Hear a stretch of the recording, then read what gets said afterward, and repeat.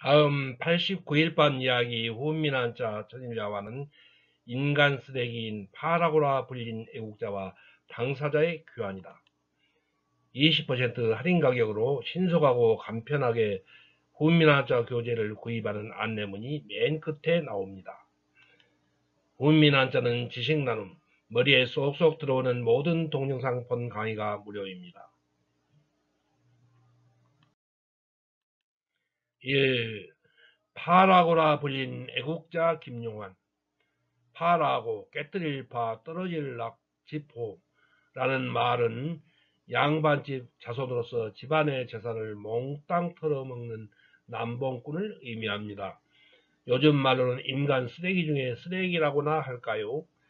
일제 침략시대에 경북 안동에서 퇴계의 제자이자 영남 학파의 거두였던 의성 김씨 학봉파의 명문과 후손이며 학봉 김성일 종가의 13대 종손인 김용환 1889년부터 1946년이라는 사람이 있었습니다. 그런데 그는 파라고라고 많은 사람들의 입에 오르내리며 손가락질을 받았습니다. 2. 그는 노름을 즐겼습니다. 당시 경북 안동 일대 큰 노름판에는 꼭 끼었고 초저녁부터 노름을 하다가 새벽녘이 되면 판돈을 다 걸고 마지막 결판을 내는 습성이 있었습니다. 그렇게 결단을 하여 돈을 따면 좋고 그렇지 않고 실패하면 도박장 주변에 잠복해 있던 그의 수하 여럿이 몽둥이를 들고 나타나 판돈을 덮치는 악명이 높은 노름꾼이었습니다. 판돈을 자루에 담고 건달들과 함께 유유히 사라졌던 그런 노름꾼 김용환이라는 사람이 있었습니다.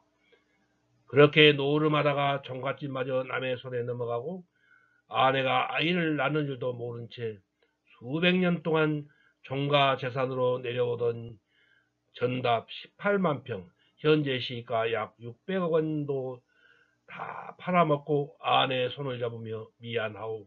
이제는 깊이 뉘우쳤소. 앞으로 노름은 절대 안 할 것이오. 라는 약속도 잠시 다시금 땅 문서를 들고 노름판을 찾았습니다. 그렇게 팔아먹은 전답의 일부를 문중의 자손들이 십시일반으로 돈을 걷어 다시 종가에 되사주곤 했습니다. 집안 망해먹을 종손이 나왔다고 혀를 차면서도 당시 양반 종가는 문중의 구심점이므로 종가가 없어지면 안 되기 때문에 어쩔 수 없었습니다. 3. 급기야는 시집갈 무남 동료 외동딸이 신행 때 장롱을 사고라고 시댁에서 받아온 돈마저도 친정아버지 김용환은 노름으로 탕진했습니다. 딸은 빈손으로 시댁에 갈 수 없어서 할 수 없이 친정 큰어머니가 쓰던 헌 장롱을 가지고 울며 불며 시댁으로 갔습니다. 이 정도니 주위에선 얼마나 김용환을 욕했겠습니까? 김용환은 해방된 다음해인 1946년 60세를 일기로 세상을 떠납니다. 임종 무렵에 이 사실을 알고 있던 독립군 동지가 머리맡에서 이제는 만주에 독립군 군자금으로 돈 보낸 사실을 이야기해도 되지 않겠나라고 하자 선비로서 당연히 할 일을 했을 뿐인데 아무 말도 하지 말라는 말을 남긴 채 눈을 감았습니다. 4. 1945년 광복이 되고 광복절 기념식에서 해마다 독립유공자에게 훈장과 포장을 수여하였습니다. 그가 죽은 다음 1995년까지 거의 50년간이라는 길고 긴 세월 동안 김용환은 천하의 파라고 노름꾼 김용환 그대로 조용히 그 이름이 묻혀 있었습니다. 그러나 역사 연구자에 의하여 마침내 김용환이 탕진했다고 알려진 돈이 사실은 모두 만주 독립군에게 군자금으로 보내졌던 증거가 명백히 드러납니다. 1995년에 아버지 김용환이 전 재산을 독립군의 군자금으로 보낸 공로를 인정받아 김용환의 무남 동료 외동딸 김후옥 여사님은 훈장 중에 최고의 훈장인 건국훈장 애족장을 주워받습니다. 김용환은 독립군의 군자금을 만들기 위하여 죽을 때까지 노름꾼, 주색잡기, 망나니, 파라고라는 불명예를 뒤집어쓰고 위장한 삶을 살면서도 자기 가족에까지도 철저하게 함구하면서 살았던 것입니다. 그래야 호시탐탐 독립자금을 차단하려는 지독하고 끈질긴 외경들의 수사선상에서 벗어날 수 있었기 때문입니다. 김용환은 일제시대 때 김용환의 할아버지 김흥락씨가 사촌 의병대장 김희락을 숨겨줬다는 이유로 외경에게 마당에서 무릎을 꿇고 모진 고문을 받고 있는 모습을 보고 나라를 되찾아야겠다는 항해의 뜻을 굳게 품게 되었답니다. 그래서 평생을 철저하게 망나니 행세를 하면서 노름판을 전전하는 노름꾼 파라코로 위장을 했던 것입니다. 철저하게 외경의 눈을 속이지 않을 수 없었기에 일평생 아버지 김용환을 원망하며 살았던 외동딸 김후옥 여사님은 1995년 아버지 고 김용환님에게 건국훈장이 추서되던 날 아버지에 대한 존경심과 회한을 담은 우리 아베 참복나흘이라는 글로 이렇게 발표합니다. 우리 아베 참복나흘이 그럭저럭 나이 차서 16세 청송 마평서씨 가문에 시집가니 신행 때 농사오라 시댁에서 맡긴 돈, 그 돈마저 가져가서 어디에 쓰셨는지 노름판에서 다 날렸다는 청천벽력 같은 그 말씀에 망연자실 혼인은 하였으나 신행날 받았어도 농을 사지 못해 시집에 갈 수도 없는 딱한 사정. 우리 아베 기다리며 신행날을 늦추다가 내 처지를 불쌍히 여겨 애처로운 모습을 보다 못해 큰어매가 큰맘 먹고 쓰던 농을 비워주시니 할 수 없이 큰어매 쓰던 헌농을 신행발에 싣고 가니 주위에서 쑥덕쑥덕 그로부터 시집살이 주눅들어 안절부절. 끝내는 그 헌농에 귀신이 붙어왔다 하여 강변 모래밭에 꺼내다가 부수어 불태우니 오동나무 3층장이 불길은 왜 그리도 높던지 그 광경 바라보던 이내 새색시 애끓는 심정을 어느 누가 알리오. 우리 아베 원망하며 별난 시집 사느라고 오만간장 녹였더니 오늘에야 알고 보니 이 모든 것 저 모든 것 독립군 자금 이외에 그 많던 천석군 재산 다 바쳐도 모자라서 하나뿐인 외동딸 시댁에서 보낸 농값 그것마저 다 바쳤구나. 그러면 그렇지 우리 아베 참복나으리 이제야 알고 보니 외동딸 농값마저 노름판에서 날려버린 파락으로 소문을 내서 이리 같은 외놈 순검들의 눈을 속이려고 독립군 군자금으로 다 바치고 나서 우리 아베 참복나으리 이 외동딸이 불쌍하여 욕 남몰래 울고 또 울고 얼마나 우셨을까. 우리 아베 참복나으리를 남들이 파라고라고 하였다지만 이 딸내미는 우리 아베 생전에 단 한 번도 행여나 꿈에라도 그리 여겨본 일이 없었어요. 위는 딸 김호웅님의 글입니다.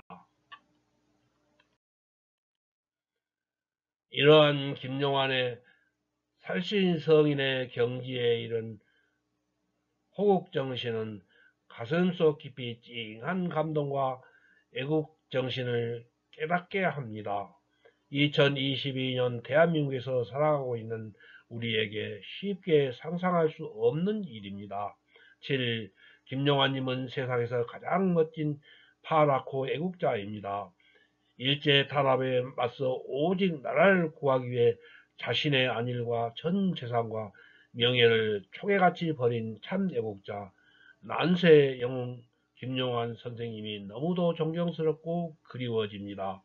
지금 경북 안동 독립운동 기념관에 이 김용환의 일대기가 전시되어 있습니다.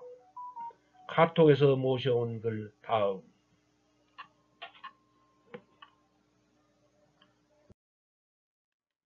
이 당사자의 귀환 한겨레신문 세상일기 김연철 인제대 통일학부 교수 1. 민족통합은 우리의 책임 아래 우리의 자주적 역량으로 이루어야 30년 전 노태우 대통령이 한 말입니다.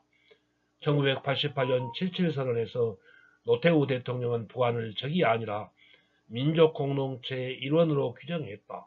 한 세대가 흘렀다. 이게 뭔가 30년 전의 보수는 민족 자존을 외쳤지만 지금의 보수는 최소한의 자존감도 없다. 30년 전의 보수는 민족의 장래를 고민했지만 지금의 보수는 눈앞에 이익만 쫓는다. 지킬 것이 없는 보수는 품격을 잃었고 남은 것은 낡은 색깔론뿐이다. 이명박 박근혜의 9년 어디 잃은 것이 부끄러움 뿐일까요? 우리는 한반도 문제에서 당사자의 자격을 잃었다. 주변국 모두 한국의 입장을 고려하지 않는다. 지난 9년 정부는 무엇을 했는가? 이 과거 정부가 어렵게 쌓아놓은 평화의 공든탑을 모두 무너뜨렸지만 결국 남은 것은 악화된 상황뿐이다.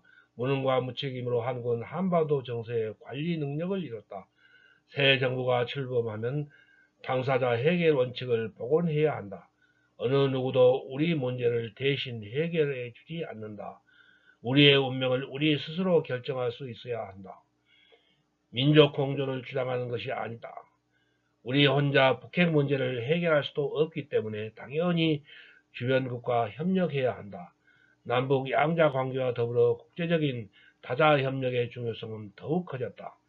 당사자가 해결 의지를 갖고 해법을 만들어 다자 협력에 적극 나서야 한다. 3. 당사자 해결 원칙의 핵심은 남북 관계다. 30여 년 전 노태우 정부가 당사자 해결 원칙을 강조했을 때 미국은 환영했다. 김대중 정부가 햇볕 정책을 들고 오자 클린턴 대통령은 기꺼이 한반도 문제의 운전석을 양보했다. 노무현 정부 때 9.19 공동성명을 채택할 때도 마찬가지다. 지난 남북관계 역사에서 주변국이 한국의 당사자 자격을 인정했을 때 공통점이 있다. 남북관계가 돌아가야 한다. 그래서 북한을 설득할 수 있는 능력이 있어야 한다. 그럴 때 주변국은 한국과 정보를 공유하고 역할을 인정하고 위상을 존중했다. 명심해야 한다. 4. 남북관계가 한국 외교의 위상을 결정한다. 대선 이후 한반도 정세는 달라져야 한다. 오랫동안 부재 중이었던 한국이 돌아와야 한다. 주변국 모두 북핵 문제의 해결을 원한다. 당사자의 적극적 해결 의지를 환영할 수밖에 없다. 다행히 트럼프 정부는 실용적이다. 이념이 아니라 이익으로 접근하면 협상이 가능하다. 우려하는 시각도 있지만 한미 양국은 얼마든지 입장 차이를 좁힐 수 있다. 미국의 요구와 북한의 반발 사이에 낀 중국 역시 한국 정부의 귀환을 기다린다. 중국 혼자 힘으로 북미 양국의 차이를 좁힐 수 없다. 동방경제 포럼을 열고 북방경제의 가능성을 엿보는 러시아도 마찬가지다. 새 정부는 이명박 박근혜 정부가 허망하게 소진한 협상수단을 새로 만들어야 한다. 수단은 많으면 많을수록 좋다. 남북미와 남북중 혹은 남북러 3자 관계에서 한국의 역할을 찾아야 한다. 적극적으로 움직여 가능성의 공간을 하나라도 더 만들어야 한다. 북핵 문제 해결 과정이 시작되면 동북아 정세는 달라진다. 그 과정에서 사드 문제의 출구도 자연스럽게 생긴다. 모든 일에는 순리가 있고 목적지에 도달하려면 돌아갈 수도 있다. 오직 2년뿐이었던 무능하고 무책임한 정부가 물러났다. 유능하고 책임의식을 가진 새로운 정부가 나설 차례다. 남북관계는 더 이상 뒷걸음칠 수도 없을 정도로 벼랑에 서 있다. 북핵 문제 역시 마지막 기로다. 무엇을 선택할 것인가? 한 표가 한반도의 운명을 바꿀 것이다.